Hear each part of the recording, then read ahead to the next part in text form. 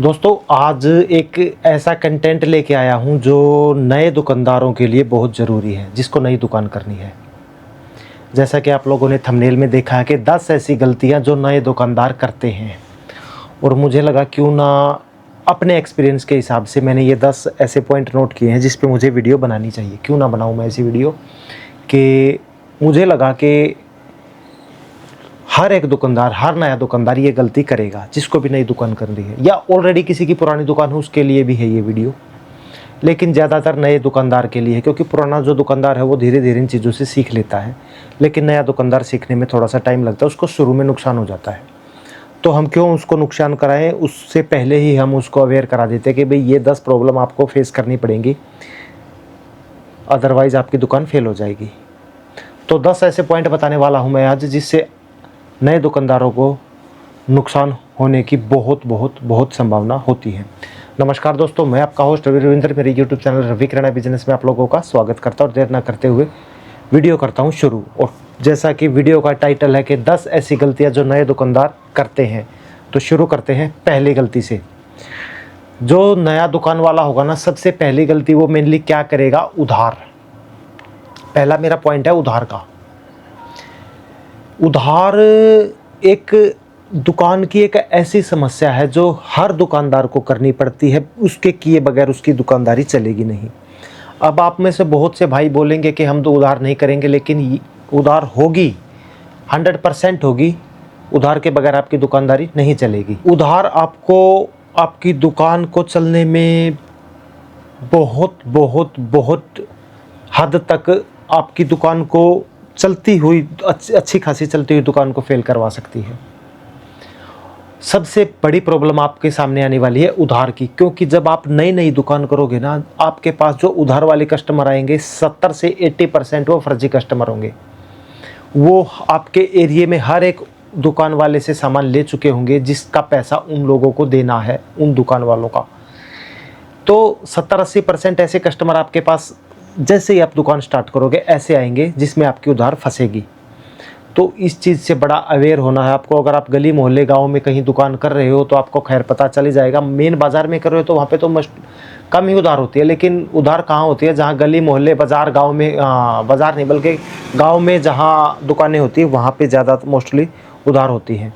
तो वहाँ पे आपको कस्टमर को देखना है कि ये कस्टमर जेन्युइन है, इसको मुझे उधार देनी है, ये जेन्युइन नहीं है, वो आपको अपनी परख से उसको देखना होगा, वरना फिर आपकी दुकान फेल हो जाएगी। क्योंकि शुरुआत में ही हम लोग क्या सोचते हैं कि भाई ये कस्टमर आया 5,000 का सामान लेगा उधार में, भाई आज तो मेरी 20,000 की सेल होगी, लेकिन उसको ये तो नहीं पता इसमें से 20 में से 15,000 तूने उधार दे दिया।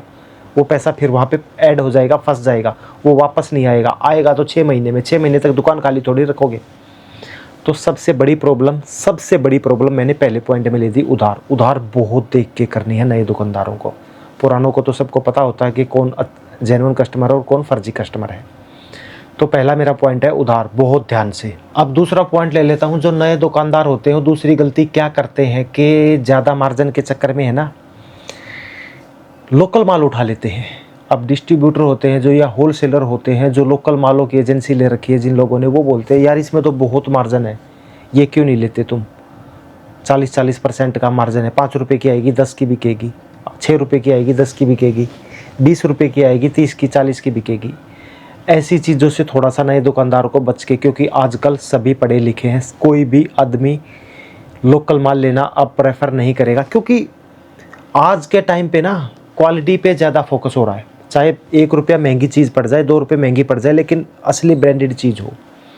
अब वो टाइम जा चुका है कि आप लोकल माल खरीद के ज़्यादा मार्जिन ले लोगे। नहीं, इस जो होलसेलर आपको इस चीज़ में डालेंगे कि भाई ये माल ले जाओ, ये अच्छा है, ये लोकल है, इसमें ज़्यादा मार्जिन है, उस चीज़ से थोड़ा सा बच के, अगर नई दुकान कर रहे हो शुरू में ही ब्रांडेड माल रखो, लोकल माल बिल्कुल भी मत रखना, फंस जाओगे, बिकेगा नहीं, उसकी कोई वापसी नहीं होती, फंस जाओगे।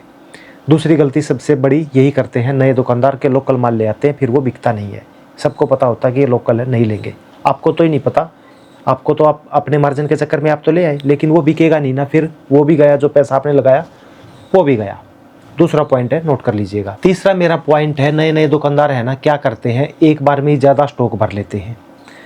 मान लीजिए सरफ है, साबुन है, बिस्किट है, तेल है, कुछ भी एक XYZ आइटम है, आटा है, चावल है, एक ही आइटम की पूरी क्वांटिटी भर दी, अब उसकी आटा ही लगा लो, 1-1.5 महीना ही चलता, उसके बाद तो वो नियर पैकिंग वाला है 3 महीने तक चल जाता है। लेकिन मान लो आप आटा ही ले आए, चलो एक एग्जांपल के तौर पे बता देता हूँ, मैं आटा ही ले लिया, आपने बल्क में भर लिया, अब वो बिकता गया, लेकिन इतना भर रखा है आपने कि वो नियर एक्सपायरी का टाइम आ गया कि भाई 20 दिन 10 दिन रह गए उसके, लेकिन एक्सपायर नहीं हुआ, कौन खरीदेगा उसको? मैं ही आ गया आपकी दुकान पे कस्टमर के रूप में, मैं क्या उसको 10 दिन में मैं आटा खाऊंगा? नहीं, मुझे पता है कि मेरा आटा एक पैकेट 1 महीना चलेगा, फिर वो आपका नुकसान होगा। तो ज़्यादा क्वांटिटी में भी माल नहीं भरना है। आटा तो मैं एग्जाम्पल के तौर पे बता रहा हूँ, और बहुत आइटमें हैं जो ज़्यादा क्वांटिटी में भर लोगे, वो होगा क्या? फिर बिकेंगे नहीं, एक्सपायर होंगे, आपका नुकसान होगा। तो ज़्यादा क्वांटिटी में भी माल नहीं भरना, देख के भरना है, थोड़ा माल भरना है। तीसरा पॉइंट। चौथा मेरा पॉइंट है, जो हमारे रैक होते हैं, डिस्प्ले जो रैक होते हैं, उसमें सामान को सही मेंटेन करके ना रखना या साफ़ सफाई ना रखना। नए नए दुकानदार क्या करते हैं, अब नॉलेज तो होती नहीं है भाई, यहाँ पे अगर मैंने ये ड्राई फ्रूट्स रखे हैं, मैं यहीं पे सरफ रख दूंगा, साबुन रख दूंगा, ऐसे थोड़ी होता है। अगर ड्राई फ्रूट्स खाने पीने की चीज़ें हैं तो यहाँ पे खाने पीने की होनी चाहिए, अगर यहाँ पे मसाले हैं तो मसाले ही होने चाहिए ना। अब एक पैकेट मैंने मसाले का यहाँ पे रख दिया, उसके साथ में रख दिया बिस्किट, उसके आगे रख दिया मैंने साबुन, ऐसे नहीं। हर चीज़ का अलग अलग सेक्शन होना चाहिए, पार्टीशन में करनी है आपको हर चीज़ अलग अलग। स्टेशनरी का आइटम है तो अलग रखो, ग्रोसरी का है अलग रखो, कॉस्मेटिक का है वो अलग रखो, मतलब मसाले हैं तो मसालों को अलग रखो, साबुन है तो साबुन, तेल, सरफ, सब कुछ, हर चीज़ अपने अपने ढंग से अच्छे तरीके से साफ़ सफाई से रखो। ये नए नए दुकानदार ये गलती ज़रूर करते हैं, वो मिक्स मार देते सारा सामान, जिससे कस्टमर को भी समझ में नहीं आता। तो चौथा पॉइंट था सही ढंग से वो कस्टमर आगे थे तो वीडियो मुझे काटनी पड़ी थी। तो हर सामान को अच्छे ढंग से रखना, साफ़ सफाई रखना, ये गलती मत करना। चौथा पॉइंट है, नोट कर लेना। पांचवा मेरा पॉइंट है, नए नए जो दुकानदार क्या गलती करते हैं, वो एक बार दुकान तो ओपन कर लेते हैं, उसके बाद वो सोचते हैं कि भाई आपने दुकान ओपन कर ली, आपको कोई काम पड़ गया, शटर डाउन किया, चलो काम पे। आप लोगों की ये गलती होती है कि किसी कस्टमर को कोई सामान लेना है, मेरी दुकान का शटर बंद है तो बाद में जब मेरी दुकान खुलेगी तब आएगी, नहीं, ऐसा नहीं है। अगर उसको सामान लेना है ना तो वो उसी टाइम पे सामान लेने आएगा, आपकी दुकान नहीं खुली है तो दूसरी दुकान से सामान लेके जाएगा, ऐसा नहीं है। दुकान कस्टमर किसी का नहीं होता, इस चीज़ का आपको ध्यान रखना है। दुकान हर टाइम आपकी खुली होनी चाहिए, उसका नुकसान आप ही को होगा। आपने नई नई दुकान की है, आपको आइडिया नहीं है, आप सोचते हो कि सुबह शाम मैं दुकान खोलूँगा, दिन में नहीं खोलूँगा, ऐसा नहीं है। कस्टमर को कभी भी सामान लेना पड़ जाता है, ये दुकानदारी ऐसी है। संडे मंडे ट्यूसडे इसमें कोई छुट्टी नहीं है, कोई होली दिवाली की किसी चीज़ की भी कोई छुट्टी नहीं है, सुबह से रात तक दुकान खोलनी है, तभी आपका काम चलेगा। नए नए दुकानदार इस चीज़ को संभाल नहीं पाते और वो फिर दुकान को बढ़ा देते, उससे क्या होता है, कस्टमर आपका टूट जाता है। मैंने दुकान बंद कर दी, मेरे पास मेरा जो कस्टमर था दूसरी दुकान पे जाएगा, वो कस्टमर दूसरे दुकान वाला उस कस्टमर को बोलेगा कि आपने सामान तो वहाँ से लेते थे, आप तो महंगा लेते थे, XYZ करके कुछ भी करके उसको, मेरे कस्टमर को अपनी ओर आकर्षित कर लेगा। तो इस चीज़ से थोड़ा सा परहेज़ करना है, दुकान को आपको खोलना ही खोलना है, ये गलती मत करना। पांचवा पॉइंट है। छठा मेरा पॉइंट है, आप लोगों का कस्टमर के प्रति कैसा व्यवहार है। कस्टमर आए तो उसको इज्जत से बात करनी है। अगर आपसे बड़े हैं तो अंकल जी नमस्ते, आंटी हैं या ब्रदर है आपकी एज के हैं, छोटे हैं तो बच्चे बेटे, इस तरीके से आपको व्यवहार होना चाहिए। अच्छे तरीके से आपको कस्टमर को ट्रीट करना है। अब लेडीज़ भी आएंगी आपकी दुकान पे क्योंकि दुकान ही ऐसी है, तो उनको अच्छी नज़र से देखना है। बुज़ुर्ग हैं उनको सम्मान देना है, बैठने की जगह देनी है, आइए जी बैठिए, उससे बहुत फ़र्क पड़ता है आपके व्यवहार से। एक कोई आ गया आपकी दुकान पे, बुजुर्ग आ गया या कोई XYZ कुछ भी आ गया, कस्टमर आ गया, वो बोलेगा कि भाई मुझे दूध का पैकेट चाहिए, हाँ भाई क्या चाहिए, वो दूध का पैकेट, हाँ भाई क्या चाहिए, और एक हाँ जी क्या चाहिए, फ़र्क हो गया ना, बात तो एक ही है। थोड़ा व्यवहार आपका नरम होना चाहिए, अच्छा होना चाहिए। अब आप वो पीछे वाला टाइम भूल जाओ, जो भी कुछ आप में अकड़ थी वो पीछे ही छोड़ाओ। अब आपने दुकान कर ली है, अब बनिए बन जाओ, तो नॉर्मल आपका व्यवहार होना चाहिए। सबके प्रति आपको सम्मान से रहना पड़ेगा, तब आपका काम चलेगा। व्यवहार आपका बहुत डिपेंड करता है आपकी दुकान चलने में। नए नए दुकानदार ये गलती कर देते, वो अपना पुराना बिहेव उसके सामने कर दे, हाँ भाई क्या चाहिए, नहीं है आकड़ में, आप देता हूँ थोड़ी देर रुक जा, ऐसे नहीं चलेगा काम। उसने मांगा उठ के सामान दो 1 मिनट में। नोट कर लेना, छठा पॉइंट था। सातवां मेरा पॉइंट है, नए नए दुकानदार क्या गलती करते हैं, स्टॉक की।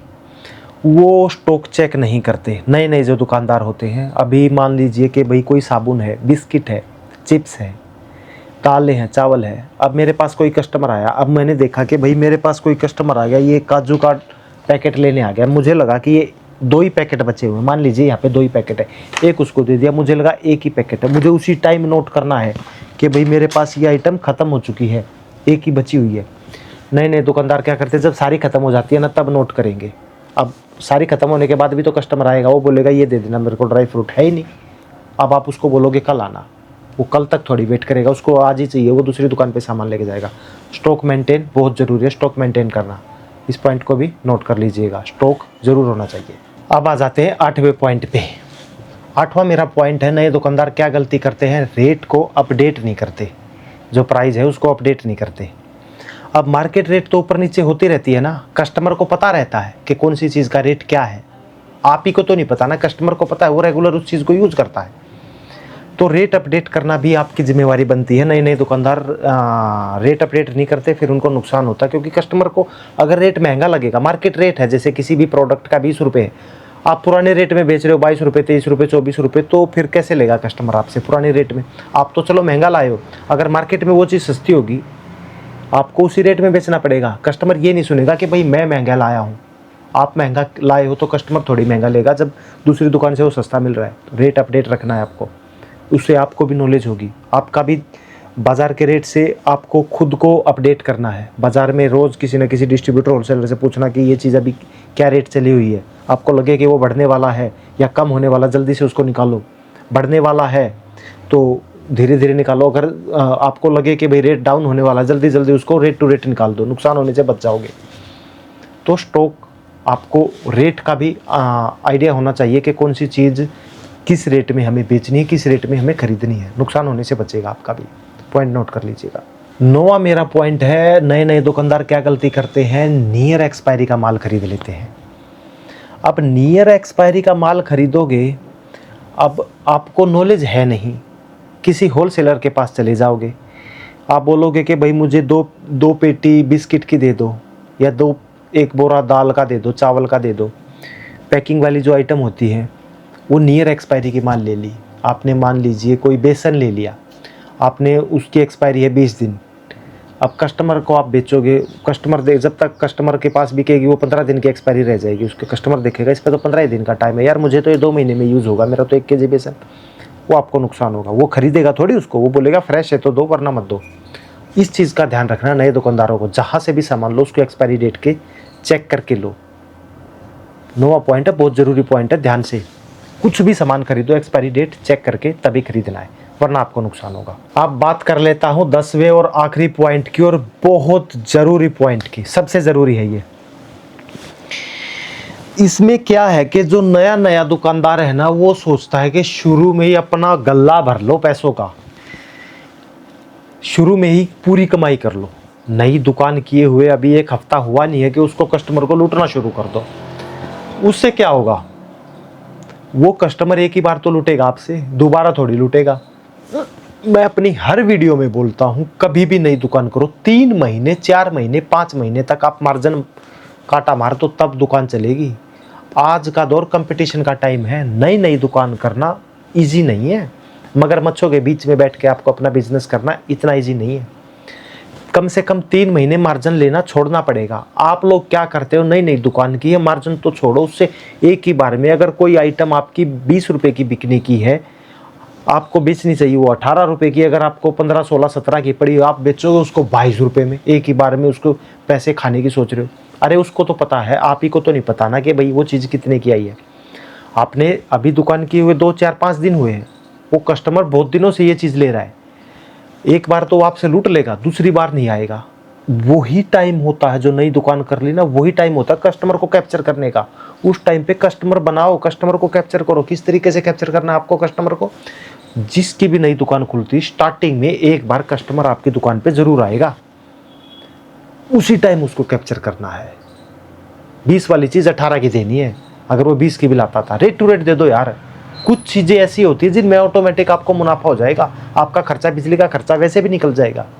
बिस्किट है 9 रुपये का पड़ता है, 8.5 रुपये का, 9.25 का पड़ता है, 10 का बिकता है, वो तो इतने का ही बिकेगा, उसको तो आप नौका नहीं बेच सकते। लेकिन बहुत चीज़ें ऐसी हैं, जैसे दालें हैं, चीनी है, चावल है, तेल है, उसमें मार्जिन बंद कर दो लेना, 2-3 महीने कस्टमर बनाओ, आपका काम अच्छा चल जाएगा। सबसे बड़ी गलती और सबसे लास्ट पॉइंट पे बताई है मैंने, कस्टमर को एक बार में लूट लेते, फिर दोबारा उनकी दुकान पे वो कस्टमर आता नहीं, दुकान ठप हो जाती है, चलती नहीं है। सबसे मेन गलती है ये, ठीक है। तो 10 ऐसे पॉइंट बता दिए मैंने जो नए दुकानदार करते ही करते हैं। अगर अब भी आप लोगों को दुकान करनी है तो ये 10 पॉइंटों को नोट कर लेना, उसके बाद आपकी दुकान अच्छी खासी चलेगी। तो उम्मीद करता हूँ मेरी वीडियो समझ में आ गई, अच्छी लगी हो तो लाइक कर देना, चैनल को सब्सक्राइब कर देना। मिलता हूँ नेक्स्ट वीडियो में, जैसे आपके कमेंट होंगे वैसी वीडियो होगी। तो मिलता हूँ नेक्स्ट वीडियो में, तब तक के लिए नमस्कार।